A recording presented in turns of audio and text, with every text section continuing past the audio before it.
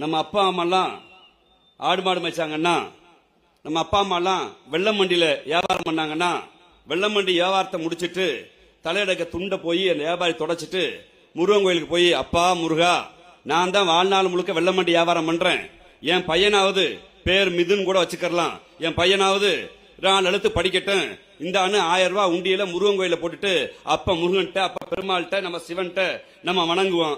அப்படி வணங்குனா அந்த அப்பனுக்கு பேரு தகப்பன் சாமி. அந்த அப்பன் போய், நான் தான் நாசமா போயிட்டேன், உன் காசு உண்டியல் எடுத்து என் பையனுக்கு 4 கல்வி கொடுக்கலாமான்னு கேட்டா அதுக்கு பேரு தற்குறி சாமி, பழனிசாமி. அவர் சொல்றாரு, கோயம்புத்தூர்ல நான் தெரியாம உளறிட்டேங்க, ஊருக்குள்ள நரி வந்ததே தப்பு, அது சிங்கம் இருக்கிற எங்களுடைய முத்துவேல் கருணாநிதி ஸ்டாலின் ஆளுகிற ஊருக்குள்ள ஊழையிட்டு வந்தா விடுவோமா? அடுத்த நாள் போய் கடலூர்ல போய், ஐயா நான் அப்படி சொல்லுங்க ஐயா, ஐயா நீ இப்ப சொல்ற கருத்துக்காக நான் சொல்லல, நீ இப்ப சொல்ற கருத்துக்காக நான் சொல்லல, தமிழ்நாட்டின் மாணவர்கள் மீது, தமிழ்நாட்டின் கல்விக் கொள்கை மீது RSS கும்பலும் மோடி கும்பலும் அமித்ஷா கும்பலும் தொடர்ச்சியாக தாக்குதல் நடத்துகிறது.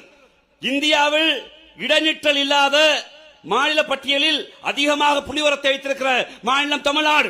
2035 ஆண்டு 50 விழுக்காடை இடைநிற்றல் இல்லாத, அதாவது பள்ளி கல்வியை முடித்துவிட்டு கல்லூரி கல்விக்கு போகிற மாணவர்களை இந்தியாவில் 50 விழுக்காடு கொண்டு வர வேண்டும் என்று நியூ எஜுகேஷன் பாலிசி என்று சொல்கிற ஒரு மத யானை, நோ எஜுகேஷன் பாலிசி என்று இந்தியர்களுக்கு, குறிப்பாக பிற்படுத்தப்பட்ட ஒடுக்கப்பட்ட மத சிறுபான்மை மொழி சிறுபான்மை மக்களுக்கு துரோகம் அளிக்கிற அந்த கொள்கை சொல்கிறது. அந்த நியூ எஜுகேஷன் பாலிசியை கொண்டு வந்தா ஸ்கூல் எஜுகேஷன் முடிச்சிட்டு காலேஜ் எஜுகேஷன் போகிறவங்க 2035 50 விழுக்காடு வந்துருவாங்க. அதனால கொண்டு வரணும்னு சொன்ன போது இதே பழனிசாமி தன் சின்னத்தை பாதுகாப்பதற்காக, தன் முதலமைச்சர் பதவியை காப்பாற்றுவதற்காக கைகட்டி மௌனமாக இருந்தார்.